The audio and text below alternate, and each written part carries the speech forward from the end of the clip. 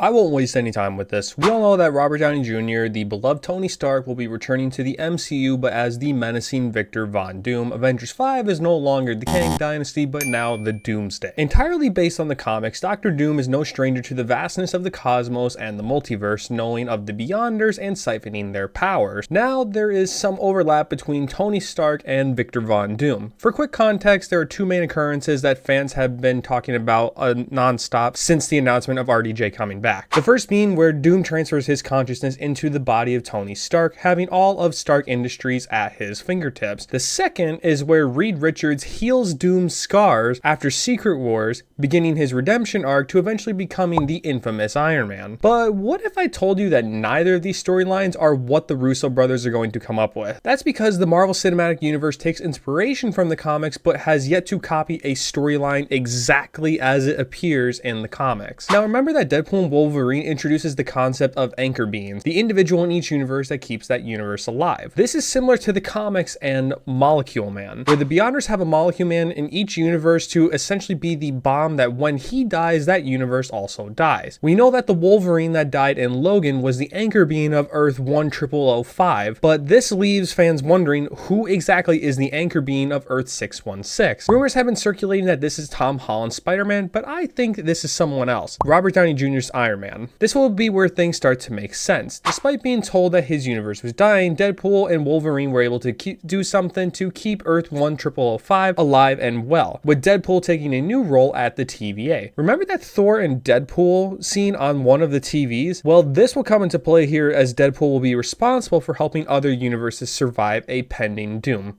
No pun intended. We will see him travel to Earth 616 to inform the Avengers that he knows their universe is dying because Tony Stark was the anchor being, slowly bringing everyone together across the multiverse to figure out how to prevent the destruction of their universe. We'll see all the surviving Avengers from the battle against Thanos unite, including Tom Holland's Spider-Man, and be introduced to the TVA. Deadpool, or some other member of the TVA, will inform the Avengers of the MCU's multiverse with a glimpse into all of the timelines and anchor beings. In classic Marvel fashion, we will get some glimpses of the other Tony Stark variants that exist, including Superior Iron Man, Zombie Iron Man, and the Tony Stark from What If that fights alongside Gamora. Heck, we could even see Tom Cruise as a variant, but that's a whole other story. The last one we will see, though, is a Robert Downey Jr. variant, but this is really Victor Von Doom. It's an already established principle of the multiverse that the same person can look different, i.e. Peter Parker has 3 different faces at a minimum. This principle will be on display here. We already know that MCU fans are dreading the moment when Tom Holland's Peter Parker comes face to face with someone that looks just like Tony Stark, thinking it's Tony Stark and then being completely wrong about it. Well, because Spider-Man always tries to do the right thing, Peter Parker will be the reason RDJ's Dr. Doom makes his way into the MCU, learns of the multiverse, and begins the pending Doomsday of the multiverse. We will see Peter bond with this Victor Von Doom, thinking that he is the same good person as Tony Stark and never seen the monster inside. In a climactic battle of an increasingly powerful Dr. Doom, he will begin his conquest to conquer the multiverse, starting with eliminating his conquering rivals, the Council of Kangs. How this all plays out is a story for another video that I'll have uploaded soon on my channel. Now back to the original point of why RDJ returning makes sense. This is to add further depth to the multiverse, yet simplifying its principles to have a final send-off of the MCU's next saga. Fans will adore RDJ's Iron Man even more, especially after seeing the devastation Tom Holland's Peter Parker will suffer in the culmination of the multiverse. It is still entirely possible that the Russo brothers are aiming to adopt one of the 2 storylines I mentioned at the start of this video, but I think it's too obvious. There's definitely another story that the Russo brothers and RDJ are going to create that will convey exactly why RDJ is playing a variant of one of the most powerful villains in all of Marvel. Also, from a purely money perspective, it also makes sense to bring back RDJ as people will now be itching to watch how he will make his return to the MCU, but Marvel has already taken a big risk with bringing him back, as I'm sure the contract is extremely lucrative. I'm curious to know your thoughts in the comments section with how Robert Downey Jr. playing Dr. Doom will play out in the MCU. Also, be sure to subscribe so you don't miss out on my theories with how the multiverse saga will play out with big changes on the way from Marvel. Until then, have a great rest of your day, wherever you may be.